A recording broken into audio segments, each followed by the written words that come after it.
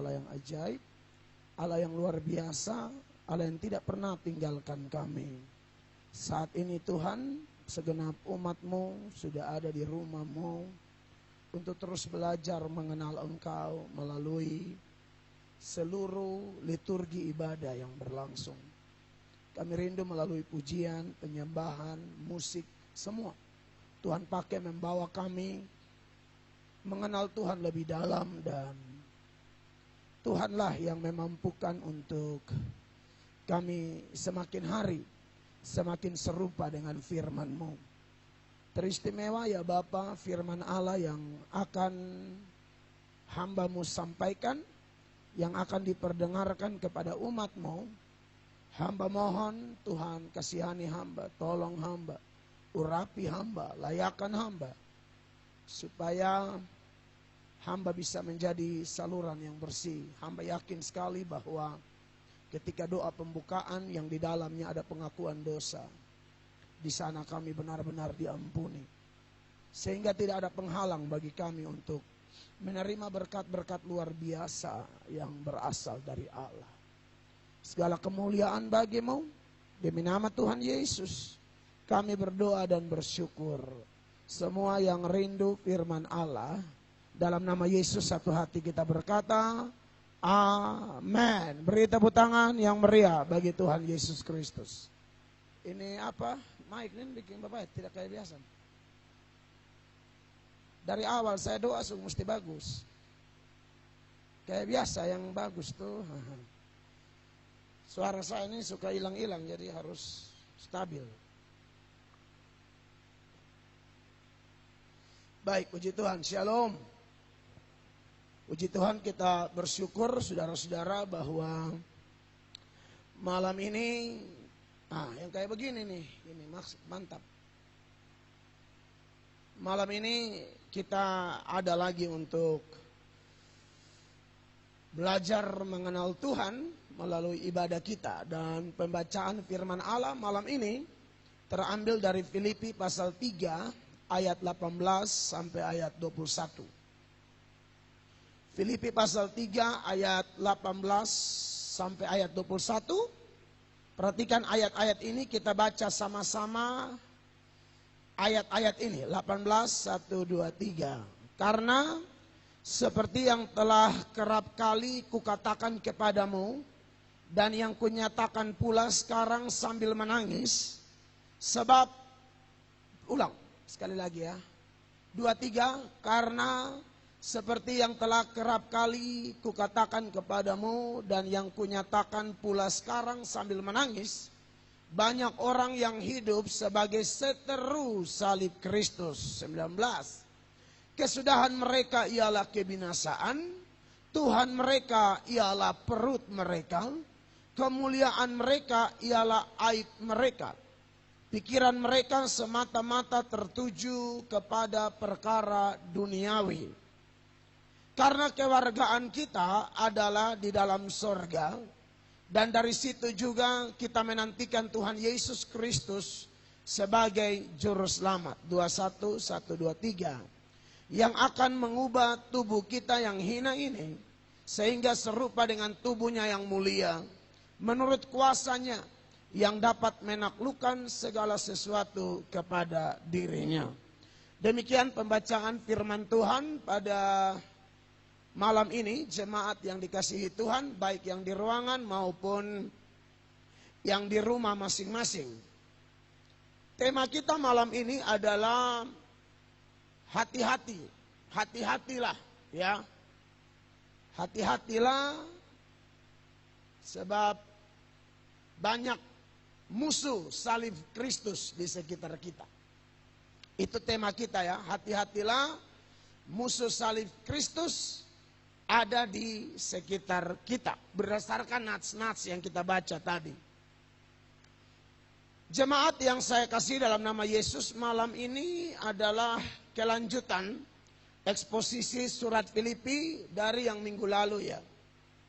Minggu lalu kita belajar tentang hal apa yang harus dilakukan, hal apa yang harus kita pelajari, kita ambil dari tokoh-tokoh Alkitab atau pemimpin-pemimpin atau pahlawan-pahlawan iman yang ada di perjanjian lama maupun di perjanjian baru. Kita diingatkan bahwa tiap kali kita belajar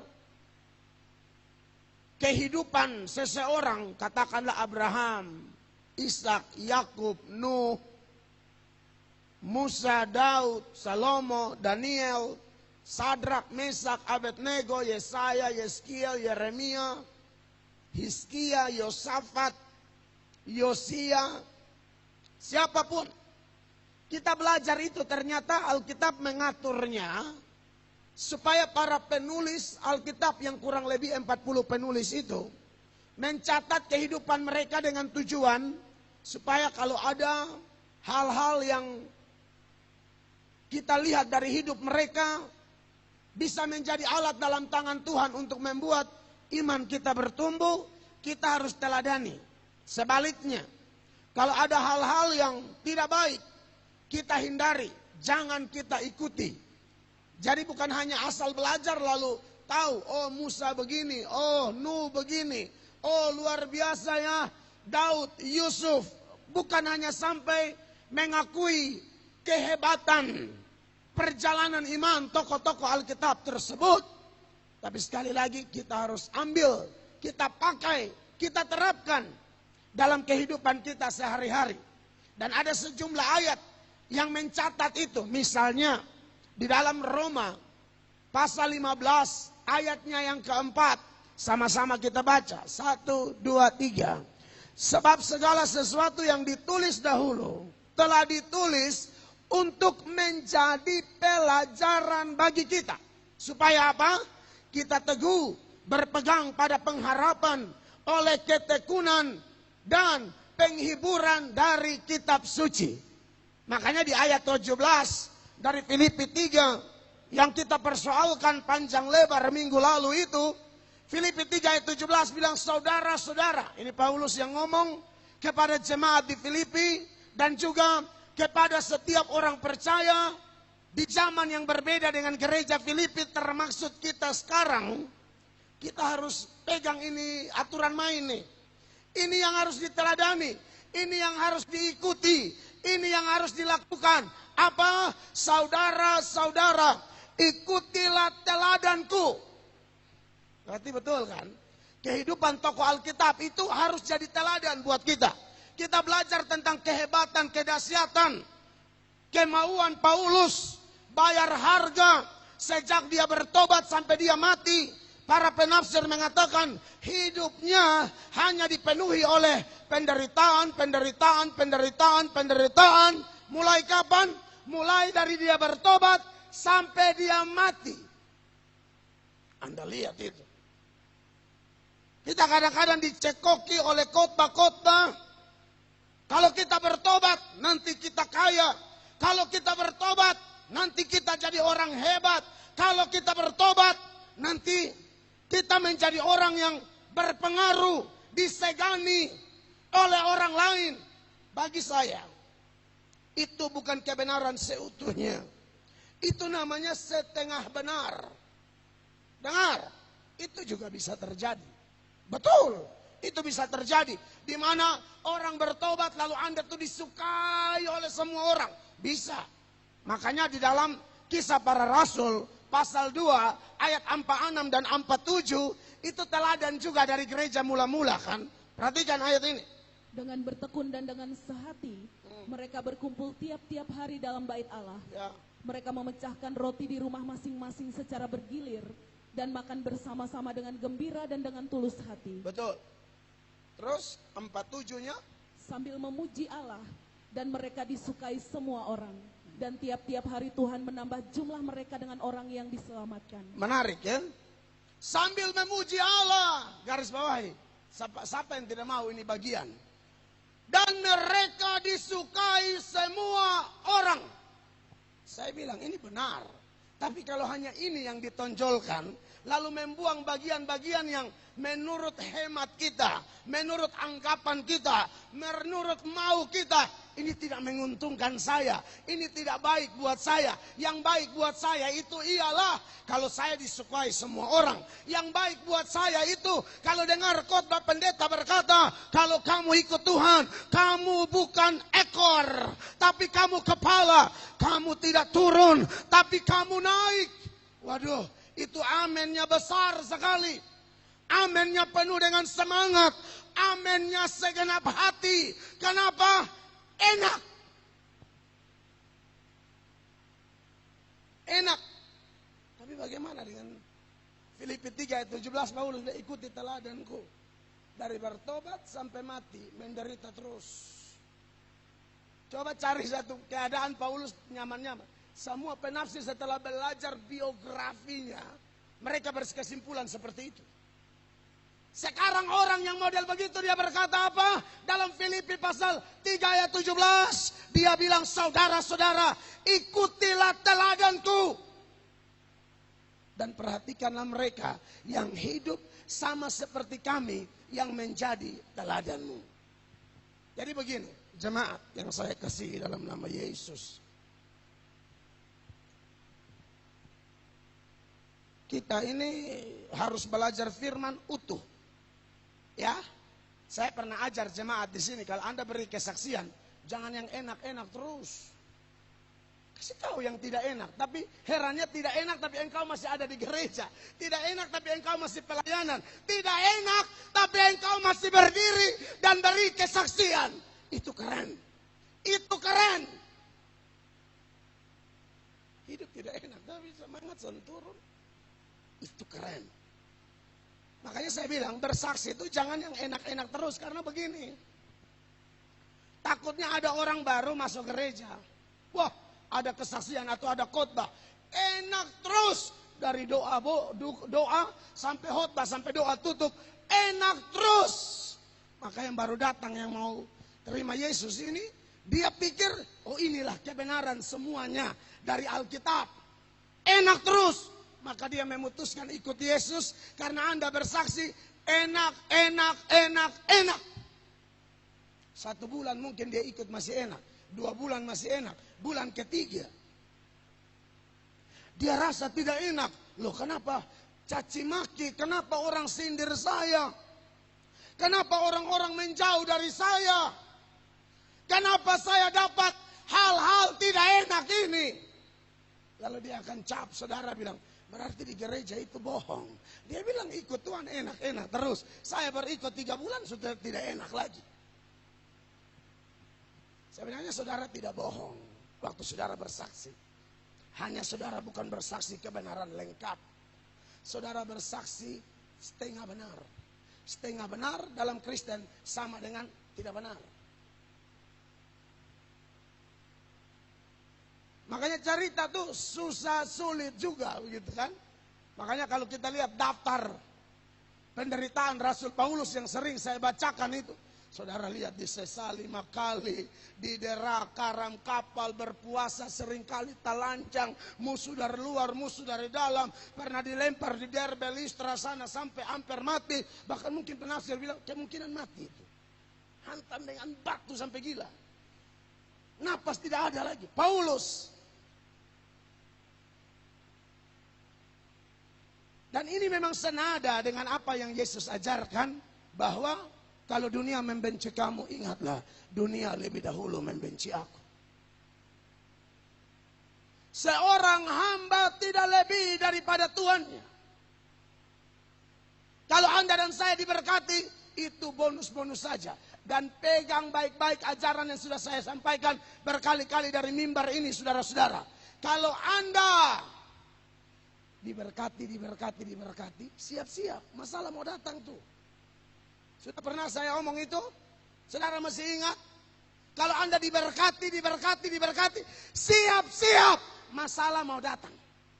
Sebaliknya, kalau Anda ada masalah, siap-siap, berkat mau datang. Beri tepuk tangan yang meriah begitu. Jadi jangan takut juga berkat ada, karena Tuhan tidak pernah beri beban lalu dia tidak kasih janji berkat, tidak pernah. Kalau hanya beban tanpa janji berkat, sebagai manusia biasa, saya pikir tokoh Alkitab semua akan lemah. Makanya dia panggil Abraham. Di dalam Kejadian 12 itu, dia keluar dari negerimu, tinggalkan sanak saudaramu, pergi dari rumah bapamu ini ke negeri yang kujanjikan. Apakah sampai di situ? Tidak. Dia kasih kurang lebih 6 atau 7 berkat di dalam Kejadian 12 ayat 2. Coba ayat 1 sampai 3 baca dulu. Berfirmanlah Tuhan kepada Abram, pergilah dari negerimu dan dari sanak saudaramu, dan dari rumah bapamu ini ke negeri yang akan kutunjukkan kepadamu. Kalau ayatnya sampai sini saja berat ini. Ini panggilan kedua. Panggilan pertama tuh dia masih di Ur Kasdim. Ini sudah di Haran. Di Ur Kasdim kaya raya, di Haran sudah menetap lama, juga sudah kaya. Karena negerimu bicara tentang tanah. Sudah punya tanah di negeri orang, sertifikat atas nama dia. Kira-kira begitu. Sekarang Tuhan bilang tinggalkan. Kalau hanya sampai di situ, beta pikir memang berat. Tapi Tuhan kita tidak begitu. Dengar, Tuhan kita tidak begitu. Makanya ayat 2 dia bilang begini sampai ayat 3. Aku akan membuat engkau menjadi bangsa yang besar. 1. Dan memberkati engkau serta membuat namamu masyhur. 2, 3. Dan engkau akan menjadi berkat. 4. Aku akan memberkati orang-orang yang memberkati engkau. 5. Dan mengutuk orang-orang yang mengutuk engkau. 6. Dan olehmu semua kaum di muka bumi akan mendapat berkat. 7. Sempurna. Anda lihat. Jadi Allah tidak pernah hanya kasih beban. Kayak dia bilang begini. Penginjil, ya toh? Pergi. Jadikan semua bangsa muridku. Tapi dalam The Great Commission itu, dalam amanat agung, ada janji dia bilang, ketahuilah. Aku menyertai kamu senantiasa sampai kesudahan zaman. Itu yang bikin beta berani. Itu yang bikin beta malas tahu dengan orang. Itu yang bikin beta ngotot bicara kebenaran sejujur-jujurnya. Karena aku tahu Allah di pihakku. Berita buta yang meriah begitu. Saya tahu siapa yang utus saya. Saudara dan saya harus tahu siapa yang pilih kita, siapa yang ubahkan kita, siapa yang perlengkapi kita, dan siapa yang utus kita, dan siapa yang menyertai kita. Dia adalah Allah Yahweh, Allah pencipta langit dan bumi, Allah penentu segala sesuatu. Makanya jadi anak Tuhan, saya sudah bilang, percaya harus bandel. Kalau di luar Tuhan, kita terbiasa mengatakan, lu belum tahu beta, beta ini kalau kiri-kiri. Saudara pernah omong itu? Kadang-kadang dia omong itu dan dia pembini juga. Ma tahu beta tuh. Beta nih. Ma tahu tuh, ini Ambon campur rote, ma. Mak ju balas, beta ju sabu. Campur roti mayun, sabu campur apa? Kan dia sedang ngomong mayun, dia ngomong mimpi, saudara. Contoh saja. Orang-orang yang dianggap dewasa di gereja itu dia akan kasih jadi contoh. Kalau dia belum kenal, dia takut. Karena kalau kasih contoh, dia belum terbiasa dengan atau gaya. Kalau sudah dewasa, sudah lama, sudah ikut, dukung saya biasa sebut. Saudara, jadi kalau kita biasa ngomong, beta kalau kiri-kiri. Beta sering pernah jadi orang begitu, saudara kayak kesiwana. Rote. Rote. Lu apa? Salor kok tidak? Saudara, ini alor satu di sini. Pendeta Markus Makarim. Besok bisa khotbah di doa puasa. Kamis di mana? Jam 7. Jadi besok pendeta Markus Makarim khotbah jam 7 doa puasa ya. Saudara, sore Ibu Gembala tidak ada di situ, beliau ada di belakang karena tadi beliau tugas kantor yang akhirnya sampai rumah jam 7 pas. Saya bilang, mak saya harus tinggalkan mak. Aku pergi hanya untuk sementara. Jangan nakal. Kayak lagu ya, kayak pastor ya. Jadi beliau akhirnya saya bilang saya harus dahulu, beliau belakangan saja supaya jangan bertunggu. Nah, saudara-saudara yang dikasihi oleh Tuhan Yesus Kristus, kalau yang dulu-dulu kita bisa ngomong begitu, harusnya ketika beriman ngomong. Beta kalau percaya, beta percaya betul. Beta kalau melayani, beta melayani betul. Beta kalau maju, beta sudah akan menoleh ke belakang. Karena Yesus bilang, siapa yang mau membajak menoleh ke belakang, dia tidak layak bagiku. Mau percaya tuh bandel, mau percaya tuh kepala angin, mau percaya tuh habis-habisan, mau percaya tuh all out. Itu teladan yang Paulus kasih. Salah satunya adalah itu, saudara-saudara. Dia ngotot. Makanya dia bilang kalau hidup bagi Kristus, mati keuntungan. Aku bukan memberikan hanya diriku, nyawaku aku kasih. Saya baca kembali itu ayat dulu Paulus punya teladan ini. Saya suka di Kisah Para Rasul ya. Pasal 20, mulai ayat 22. Aduh, luar biasa ini ayat. Saudara lihat ini. Tetapi sekarang, sebagai tawanan roh, aku pergi ke Yerusalem. Dan aku tidak tahu apa yang akan terjadi atas diriku di situ. Betul. Terus, ayat 23 Roh Kudus kasih tahu apa di Paulus? Selain daripada yang dinyatakan Roh Kudus dari kota ke kota kepadaku. Bahwa apa? Bahwa penjara dan sengsara menunggu aku. Anda lihat. Saudara mau dengar suara roh yang enak-enak. Ini Roh Kudus bisik sama Paulus. Lu dari kota ini ke kota ini, yang paling banyak lu dapat ialah sengsara, penjara, penjara, sengsara. Tapi Anda lihat ayat 24. Tetapi aku tidak menghiraukan nyawaku sedikit pun. Yes. Asal saja aku dapat mencapai garis akhir dan menyelesaikan pelayanan yang ditugaskan oleh Tuhan Yesus kepadaku untuk memberi kesaksian tentang Injil kasih karunia Allah. Wow. Dulu Paulus ini kalau bilang kiri-kiri betul. Demi ajarannya yang dia pegang yang lama, pandangannya agamanya yang lama, dia all out. Tapi waktu Tuhan kuduskan dia, sifat itu Tuhan tidak buang, Tuhan kuduskan. Jadi dia pun kepala angin, dia pun ngotot, dia pun setia, dia pun total, dia pun bayar harga untuk agama yang salah itu. Dikuduskan oleh Tuhan sehingga ketika dia ada di ajaran yang benar, di agama yang benar, dia betul-betul habis-habisan sampai dia berkata, sekalipun Roh Kudus sudah kasih tahu saya dari kota ke kota hanya sengsara, penderitaan, penjara, tapi aku tidak mundur. Nyawaku aku berikan. Ini orangnya saat kali Yesus tetap Yesus. Pertandingan atau perlombaan iman biasanya start bagus, pertengahan masih enak. Bahkan banyak orang yang di pertengahan masih bagus, tidak masuk finish. Paulus bilang, aku menyelesaikan pertandingan iman dengan baik. Itu yang harus dilakukan, jemaat. Saudara punya masalah terlalu hebat apa? Yang membuat Anda kadang-kadang angin-anginan. Masalahmu terlalu hebat apa? Sampai kadang-kadang membuat Anda hitung-hitungan kalau pelayanan.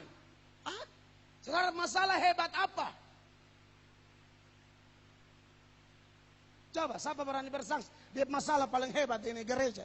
Saya sudah dengar yang paling berat. Bahkan yang paling berat itu setia di gereja. Saya anggap ada jemaat yang kesaksiannya terlalu berat.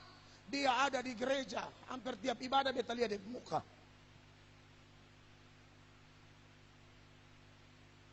Itu baru jemaat.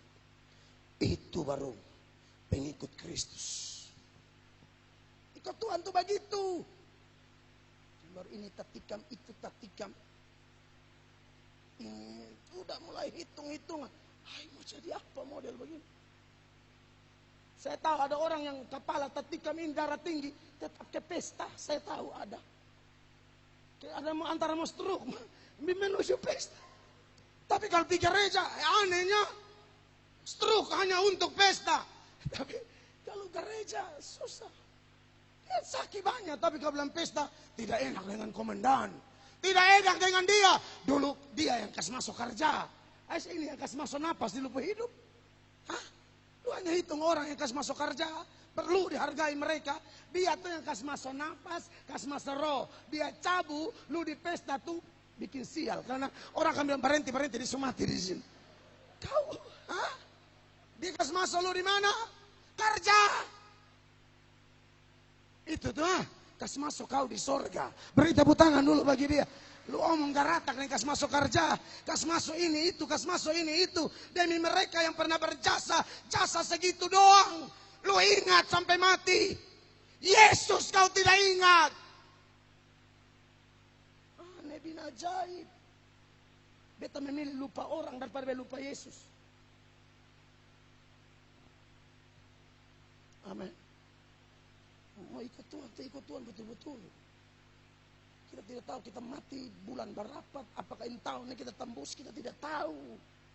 Mati tidak perlu sakit-sakitan, mati tidak perlu tunggu tua. Orang muda-muda lagi fitness juga bisa mati. Kalau ada kesempatan bertobat. Sudah bertobat jangan kendor. Sudah bertobat jangan stagnan. Sudah bertobat jangan jalan di tempat. Lari.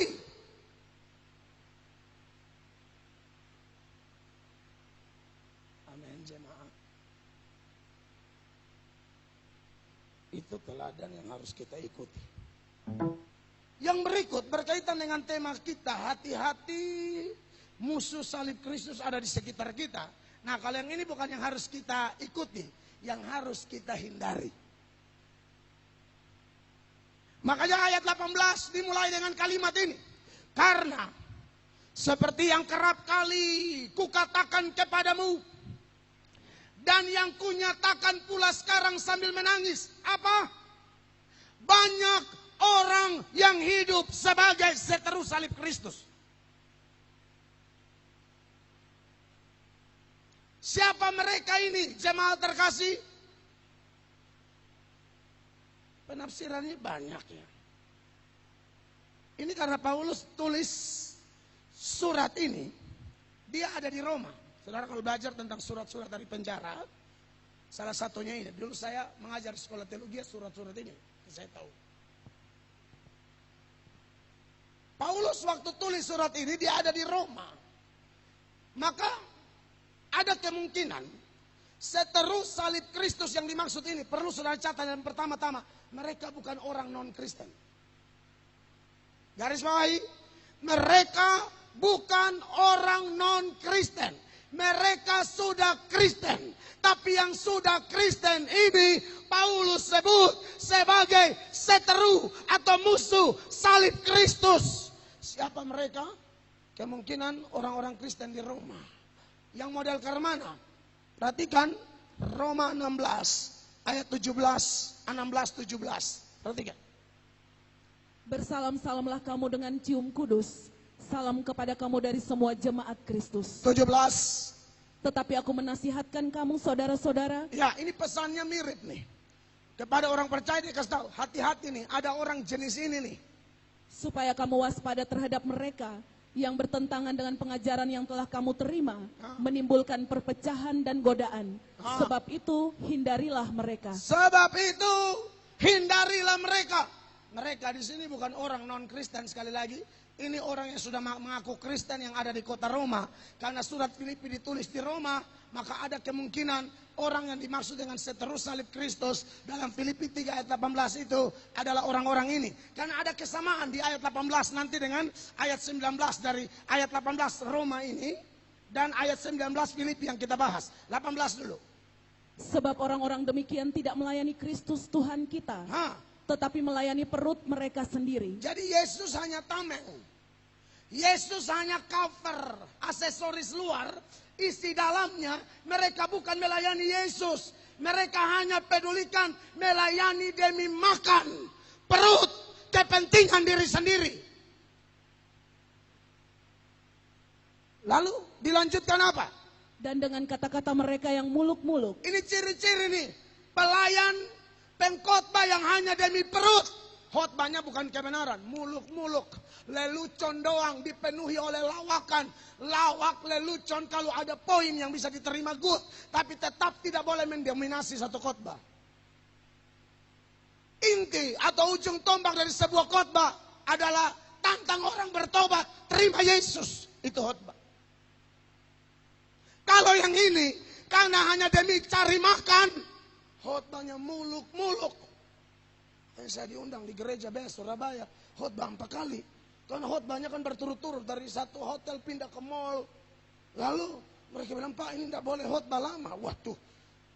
Jadi khotbah 30 menit. 30 menit ibadah satu, 30 menit ibadah kedua, 30 menit ibadah ketiga, ibadah keempat. Saya bilang begini, ini ibadah keberapa? 4. Terakhir kan, saya tidak mau 30 menit lagi ya. Oh siap-siap Pak, akhirnya saya hantam lebih panjang. Saya minta mereka kirim, tapi yang mereka kirim cuma yang ibadah keempat yang kami posting di channel kami. 1, 2, 3 itu bisa giling betul-betul. Dan banyak pemusik ini penipu, pejina. Semoga di gereja ini tidak ada, saya omong begitu. Karena beta melayani di Jakarta, beta tahu.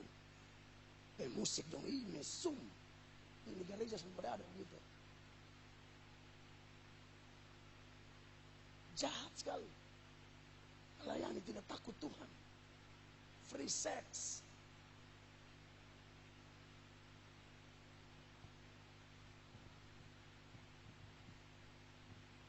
Beberapa waktu ke depan saya akan ke KR di Papua, Manokwari. Injil masuk Papua. Gereja karismatik Manokwari bikin KKR dan pembicara salah satu saya. Ada Bapak Pendeta Jason Balom Pampuang, itu ketua PGLI kalau nggak salah. Lalu ketua GPDI, dan salah satunya Tuhan izinkan saya pergi. Dipastikan dengan kekuatan Roh Kudus, dengan keberanian dari Roh Kudus, hal yang sama yang akan saya beritakan. Tidak main-main. Mau di mana saja. Amerika yang pulang jelas-jelas bawa dolar banyak aja, saya hantam, tidak main-main, gila. Dia kalau bawa doi itu sudah rasa bersalah dengan Tuhan. Sudah mengerti ya? Kalau orang kasih doi tidak rasa bersalah dengan Tuhan, nah itu betul-betul berkat. Tapi kalau khotbahnya tipu-tipu hanya karena uang, malu sama Tuhan. Malu sama Tuhan.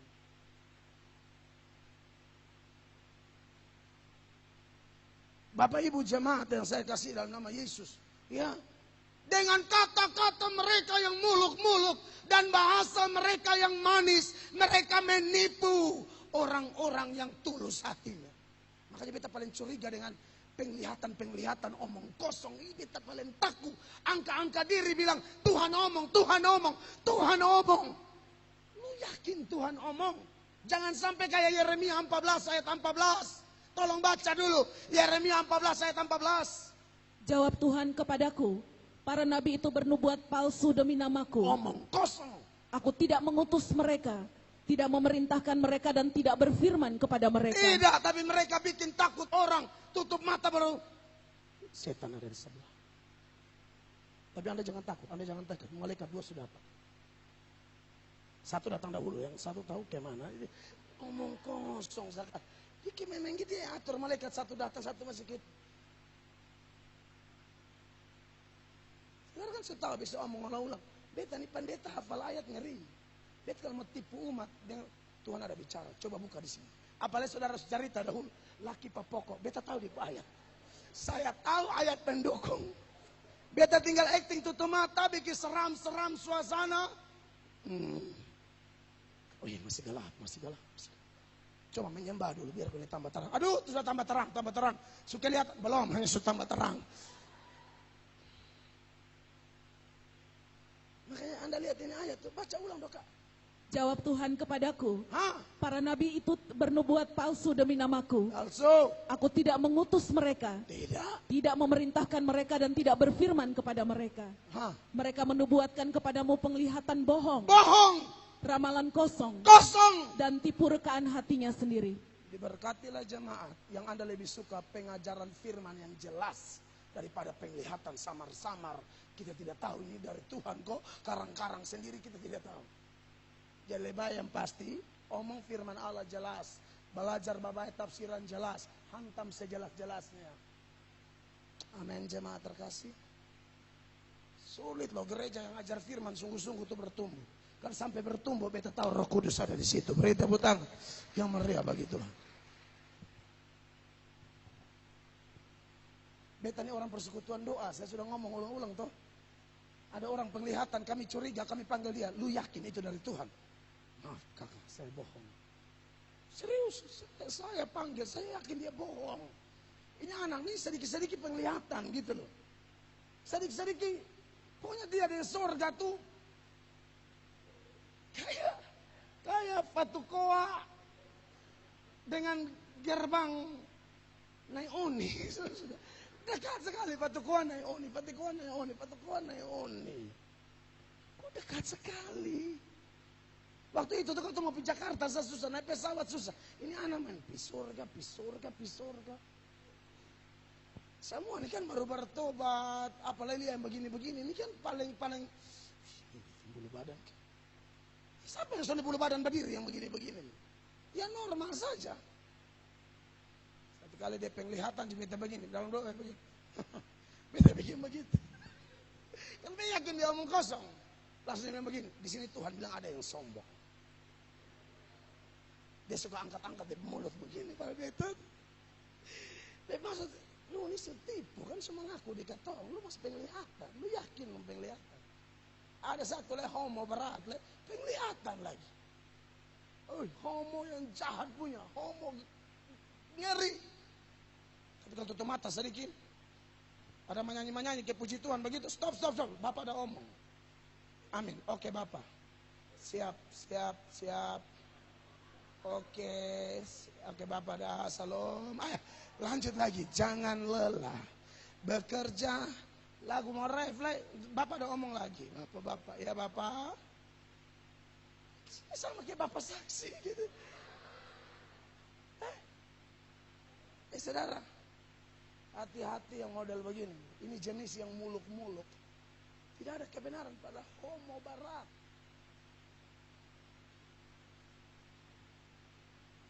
Herannya semua dan dia di homo semua, penglihatan semua juga. Saudara yang sudah belajar firman model begini, Anda masih terikat yang begitu-begitu. Saya tidak mengerti Anda level iman. Pemainannya masih gitu, kan?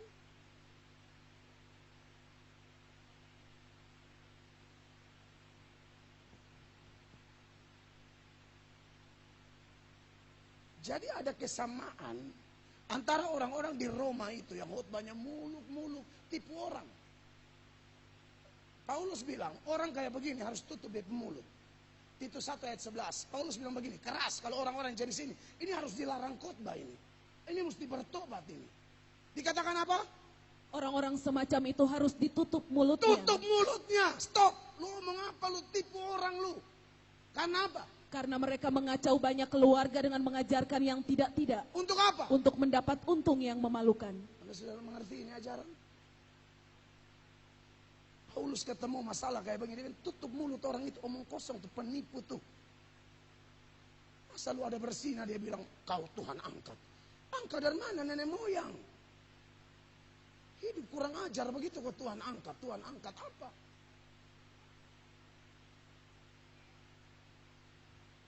Ayat 19 dari Filipi 3 mirip sama Roma 16 ayat 18 tadi. Dikatakan demikian. Inilah ciri-ciri dari seteru salib Kristus di sekitar kita ini. Perhatikan. Kesudahan mereka ialah kebinasaan. Ya. Tuhan mereka ialah perut mereka. Mirip kan? Terus. Kemuliaan mereka ialah aib mereka. Yes. Pikiran mereka semata-mata tertuju kepada perkara duniawi. Itu musuh salib Kristus. Tuhannya perut mereka. Kemuliaannya apa? Aib mereka. Saudara mengerti kalimat ini? Kemuliaannya adalah aib. Aibnya dibangga-banggakan. Itu maksudnya. Ada Anda yang seperti itu di ruangan ini atau yang di rumah? Kau bangga-banggakan aibmu. Kau cerita dengan begitu bangganya. Dan lebih parah lagi orang kayak begini. Kayak kadang-kadang mereka sudah cerita. Mereka ajak orang lain lagi.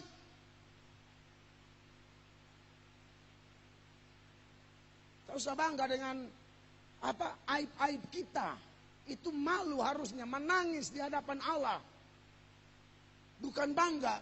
Tapi seterus salib Kristus, sekalipun beragama Kristen, KTP-nya Kristen, cerita Tuhan mulutnya mati.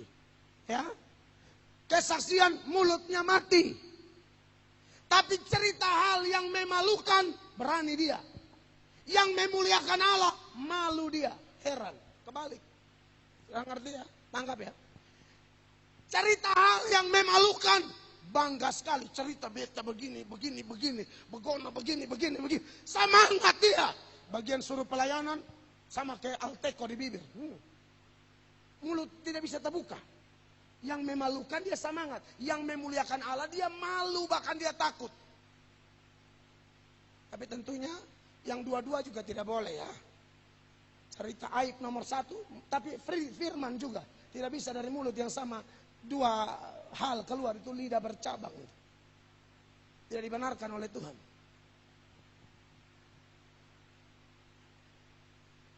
Jadi, kekasih Tuhan, tak usah banggakan aib kita. Aib kita tuh bawa di kaki Tuhan, menangis minta ampun. Seperti Daud menangisi aibnya. Kalau mau semangat, cerita Yesus. Cerita bagaimana Anda dikuatkan ketika Anda ada dalam masalah. Bagaimana Allah beri jalan keluar ketika engkau sedang ditekan. Bagaimana Allah kasih kekuatan sehingga engkau lebih dari pemenang. Cerita itu.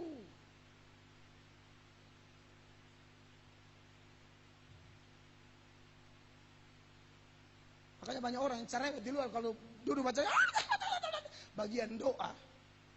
Dia sama kayak apalagi doa di depan umum. Takut dengan ada itu yang doa di luar dia pun dan pas mau doa, mari kita berdoa. Semua tutup mata, dia lari. Ada lari yang betul-betul. Jadi dia gantong saya di jemaat. Dia gantong orang betul-betul. Soalnya ada konfirmasi. Orang tunggu-tunggu sampai ada yang ambil isyarat. Coba buka sebelah darah Yesus. Dong pikir pengangkatan, lari.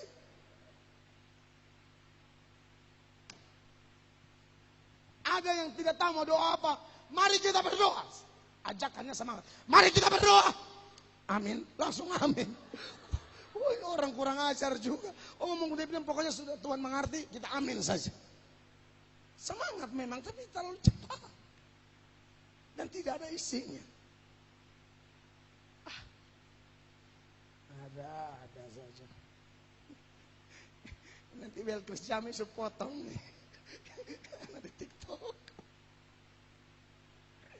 Aduh. Makasih ya Om Belkris.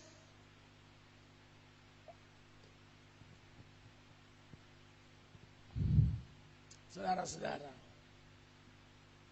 Ayo, berani cerita Yesus ya.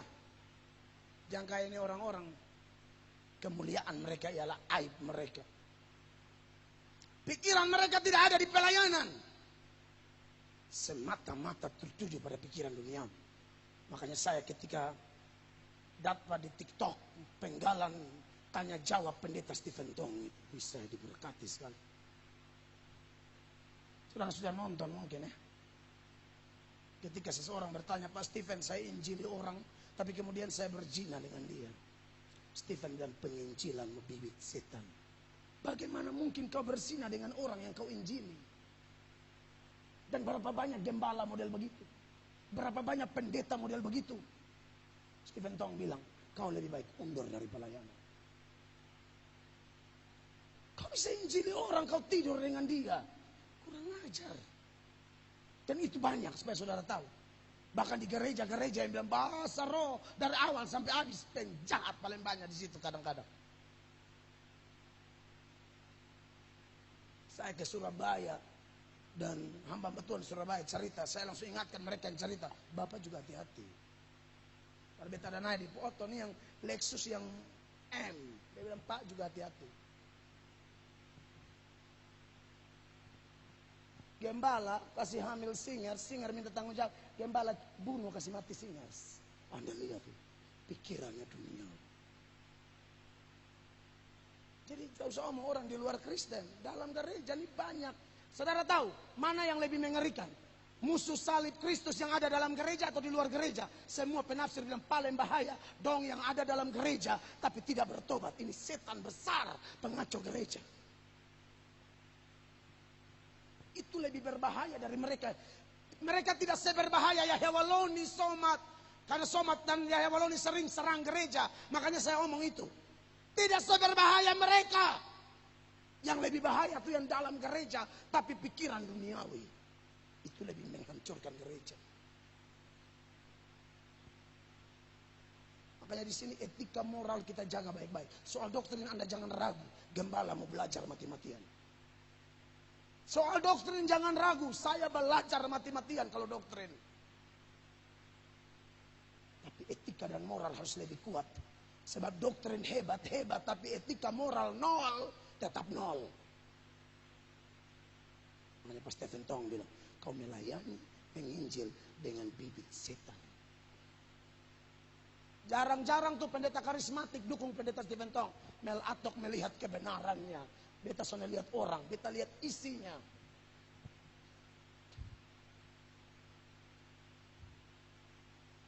Dan beta posting itu ke grup pendeta-pendeta kami di GSA NTT. Dan jangan ada bibit setan. Contoh bibit setan apa? Bangun gereja, dia pikir ini gereja nama pribadi. Itu bibit setan. Sudah bangun dia serahkan, ini nanti beta balik nama, beta ambil semua. Beta ambil semua. Bibit setan. Ini organisasi jelas. Gereja milik organisasi. Tidak boleh nama pribadi. Tidak ada satu barang pun di sini atas nama saya. Tidak ada. Salon. Tidak ada. Semua.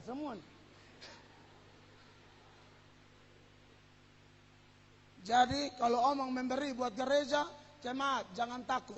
Bukan untuk Bapak Gembalamu. Beri tepuk tangan untuk Maria. Bapak Gembala porsi nanti lain. Ada di sini. Tapi kalau yang begitu-begitu. Tidak ada. Jadi jangan. Tapi kalian jemaat sudah mengerti. Saya harus kasih tahu ini. Saudara kita Pak Yanis Pelo ada bantu urus. Sebelum Pak Yanis cepat, supaya semua sudah lengkap. Kita rindu atas nama gereja. Kita mau posting foto gereja atas nama gereja. Sertifikat tanah ini, gedung ini milik gereja. Uangnya uang siapa? Uang jemaat. Tuhan terima kasih buat jemaat model begini. Beri tepuk tangan buat Tuhan. Uang saudara. Uang saudara. Bangun ini gereja berapa miliar. Uang saudara. Tidak bisa pendeta, bila ini pendeta punya. Saya pemimpin di sini. Apa-apa mesti tanya saya. Saya pembuat keputusan, tapi bukan pemilik. Beda. Makanya di organisasi kami bilang begini. Lebih baik rumah kecil di tanah sendiri daripada rumah besar di tanah gereja. Sebab lu kena lu out dan pakaian di badan. Sebab rumah bangun di tanah gereja. Cari tanah sendiri, sembarang aja lu. Sembarang aja sah. Nah, betul cepat Pak Yanis bikin jadi jabatan, bang, posting. Besok mana Pak Yanis itu minta kerinduan, posting itu tanah gereja. Serakah sekali. Rintis langsung di otaknya tuh langsung beta punya. Kalau mau punya cari tanah sendiri, bangun rumah. Mau bangun secara selantai juga berurusan. Asal ada doi.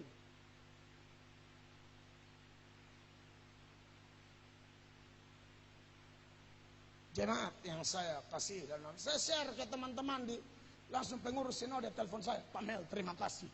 Minta terima kasih. Saya punya tanggapan terhadap Pak Stephen Tong. Pengurus sinode minta terima kasih Pak Mel. Saya hantam tidak main-main. Ada pengurus sinode lain sudah siap jadi ketua sinode, tidak. Saya tertarik jadi ketua sinode. Sudah minta, saya tidak mau. Karena syarat jadi ketua sinode di NTT ini, gerejanya harus berkembang. Itu syarat. Itu baru bisa jadi pemimpin. Tapi saya belum mau. Tunggu nanti. Besok umur-umur ke Pak Fernandes. Disitulah saya akan menyerahkan diri dan berkata, pilihlah aku jadi ketua. Haleluya. Betul kalau saya agak tua ya sekarang belum lah. Mau jadi ketua aku mau kokohan. Banyak hal. Soalnya ketua tuh mesti jalan keliling semua. Saya tahu saya nih orang media lalu mitra dengan gereja lain begini banyak. Saya tidak bisa terikat yang begitu. Dan organisasi paham. Jadi, kekasih-kekasih Allah, ini seterus salib Kristus. Kita harus hati-hati. Dan untuk mereka ini, bagaimana sikap Paulus, saudara-saudara? Di ayat 18, Paulus bilang begini, kekasih Tuhan, perhatikan. Karena seperti yang telah kerap kali kukatakan kepadamu. Yang pertama, untuk orang-orang jenis ini, Paulus mengingatkan jemaat atau Kristen yang betul-betul cinta Yesus. Bukan musuh salib, tapi orang yang mengasihi Kristus. Kepada mereka ini tindakan pertama berkaitan dengan kehati-hatian terhadap seterus salib Kristus ini. Paulus berkata di ayat 18, seperti yang telah kerap kali kukatakan kepadamu. Artinya apa yang Paulus lakukan? Ingatkan jemaat berulang-ulang. Ingatkan jemaat berulang-ulang. Ini orang-orang bahaya. Yang pertama, mereka bahaya. Yang kedua, jangan ada jemaat model begini. Kalau andai kata saudara yang di ruangan ini atau yang di rumah, ternyata ketika Anda dengar penjelasan ini, Andalah orangnya, Andalah seterus salib Kristus itu, Andalah musuh salib yang ada dalam gereja. Jangan buang waktu sobat, jangan buang waktu kawan. You harus bertobat sekarang. Ada kesempatan bagimu, karena kalau tidak selesai.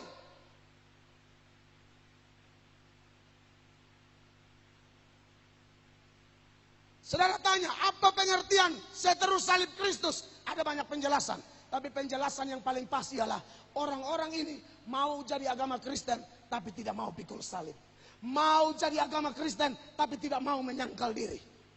Masih ada yang pemabuk di sini, bertobat. Masih ada yang terikat film porno di sini, bertobat. Masih ada yang jadi perempuan piara di sini, bertobat. Hah? Masih ada yang mau selingkuh-selingkuh di sini, bertobat. Kau seterus salib Kristus. Karena definisi seterus salib dalam teks ini ialah mau jadi agama Kristen, tapi tidak mau pikul salib. Tahu definisi pikul salib? Menderita karena taat Kristus, menderita karena cinta Yesus. Ada anak muda sini pacaran masih ciuman, masih raba-raba barogo. Kau harus bertobat. Kau harus bertobat. Dengar saya omong, kau harus bertobat. Marogo-rogo udang ikan. Kau tempisam sama beta juga. Beta jago kalau udang lelet tunas. Jangan rogo orang pu anak. Rogo udang. Kalau jingking dia lu kena dedek sekalian. Nona. Nyongmu gerakan mulai begitu. Ingat firman Allah. Amin. Amin. Tegas. Ada guidance sedikit. Stop. Stop. Dance. Jangan bukan dance malu ini balet. Anco. Saya kan suruh gaya Jackson. Lu. Well, Cristiano potong. Haleluya. Rent ya. Kalau begitu-begitu stop ya. Iko Yesus, jaga masa mudamu. Pernah jatuh, bertobat dan mulai ini malam bilang sama Tuhan, aku tidak akan melakukan itu lagi. Kau tahu hargamu berapa? Hargamu tuh beli engkau pakai Yesus, bayar engkau pakai darahnya, dan itu sudah lunas. 1 Korintus 6 ayat 20. Jangan lupa, mulai 19, ayat 19, 1, 2, 3. Atau tidak tahukah kamu bahwa tubuhmu adalah bait Roh Kudus yang diam di dalam kamu, Roh Kudus yang kamu peroleh dari Allah, dan bahwa kamu, dengar, dan bahwa kamu bukan milik kamu sendiri. Dia omong ini dalam persoalan apa? Lihat ayat 18-nya. Percabulan. Jauhkanlah dirimu dari percabulan. Setiap dosa yang dilakukan manusia terjadi di luar dirinya. Tetapi orang yang melakukan percabulan berdosa terhadap dirinya sendiri. Tahu pengertian berdosa terhadap dirinya sendiri? Ini paling susah terlepas kecuali engkau mengemis sama Yesus. Ini yang paling memalukan. Makanya kenapa Raja Daud punya dosa-dosa lain Tuhan ampuni, Tuhan lupakan. Tapi ada satu, dalam 1 Raja-Raja pasal 5 ayat 15. Coba tunjukkan dulu. 15 ayat 5. Kalau salah lebih saya tahu di mana. Oh, ini sudah. Karena Daud telah melakukan apa yang benar di mata Tuhan dan tidak menyimpang dari segala yang diperintahkannya kepadanya seumur hidupnya, kecuali dalam perkara Uria orang Het itu. Itu Tuhan tidak lupa. Calvin mengatakan pengertian dosa itu pada diri sendiri, ini dosa yang paling memalukan.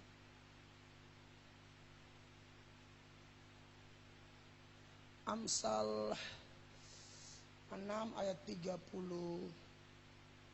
32 dahulu. Siapa melakukan zina tidak berakal budi. Orang yang berbuat demikian merusak diri. Ya, 33. Siksa dan cemooh diperolehnya, malunya tidak terhapuskan. Ini bukan pengertian tidak diampuni ya, tapi dosa memang mengerikan. Karena orang menikah itu satu daging. Nah, bagaimana kau sudah menikah kau pergi satu daging dengan orang lain lagi? Menikah itu satu daging, monogami, sekali seumur hidup. Kristen anti poligami. Seperti yang saya sampaikan dari awal, kalau ada teladan buruk dari tokoh Alkitab seperti Daud dan Salomo, jangan diikuti. Yang baik kita ikut, yang tidak baik jangan. Makanya yang sudah bertobat sungguh-sungguh. Jangan kayak hari Minggu khotbah bilang apa? Cungkil matamu buang, potong tanganmu buang. Maksudnya tegas, bukan cungkil betul-betul. Datang semua buka masker, safarman semua. Ini gereja suka apa nih? Ini corona jenis apa? Sampai maskernya di mata sebelah. Semua suka bajak laut. Kalau ini jalan ini gereja suka kapal. Kayak mabok sama. Kita sedang mencari harta karun.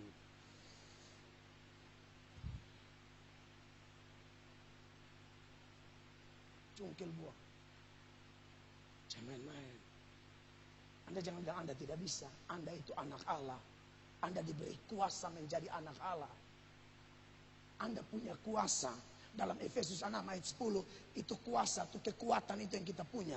Kita pasti bisa. Jangan terlalu kasih manja-manja diri. 1, 2, 3. Akhirnya hendaklah kamu kuat di dalam Tuhan. Di dalam kekuatan kuasanya. Beri tepuk tangan yang meriah. Kita diberi kuasa kok. Jangan hidup kayak orang tidak punya kuasa.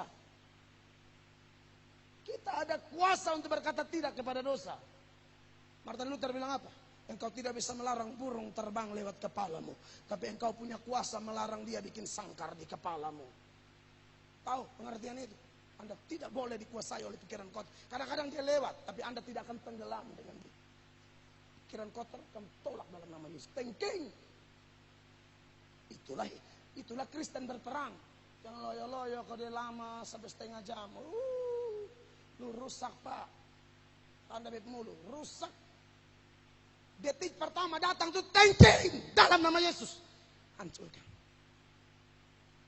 Yang setengah jam, lu nyonyor.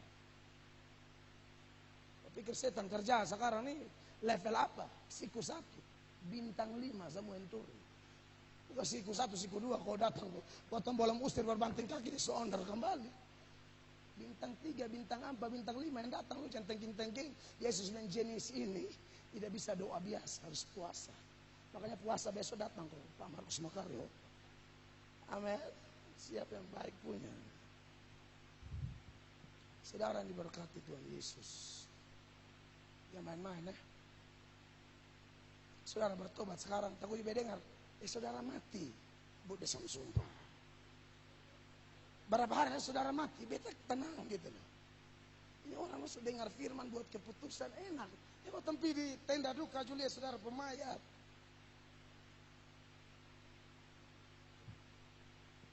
Sampai berkata, lupa utang belum bayar. Jangan itu saudara orang mati, ke saudara omong itu tidak usah. Kan ada orang yang begitu menangis tapi omong utang. Contoh saya, aduh kobu saya lu mati supaya kub 4,5 juta lu bolong ngatri. Kalau ada yang begini, makanya kasih pinjam dong. Cek orang kasih pinjam dong itu cek dia pun jantung apa. Jangan kasih yang mengeluh-mengeluh. Tak usah kasih, dan lu mengasah. Jangan kasih, samanya kasih dah. Tak usah ganti om, supaya aman toh. Ya ini dia mengeluh, ini tatikam, ini tatikam, ini tatikam. Ada orang tuh datang pinjam uang di beta. Ada yang pernah pinjam 100 juta. Kira-kira 100 juta lu pikir down kersen. 100 juta.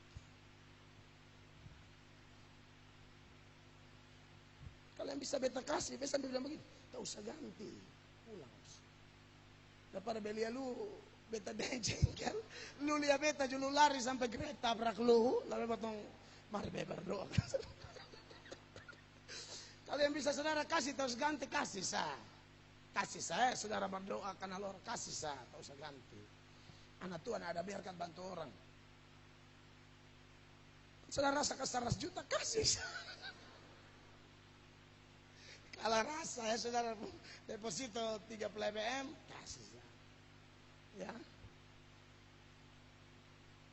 Kalau saudara 35 M, kasih. Kalau M 30. Per 30 menit migren. Itulah jangan kasih. Jam berapa? Ya ampun. 10 menit lah jam 9. Kota stop sudah. Yang penting mengerti firman. Dan minggu depan kita belajar lebih dalam lagi. Beri tepuk tangan yang meriah bagi Tuhan Yesus. Mari kita berdiri, jemaat terkasih, Tuhan sangat baik buat kita. Tuhan luar biasa. Jangan bosan dengar peringatan yang berulang-ulang ya. Karena Paulus mengingatkan mereka berulang-ulang. Maka jemaat tidak boleh berkata, ini suparna, jangan. Ini kebutuhan. Bukan masalah sudah pernah. Ini kebutuhan. Tuhan Yesus baik.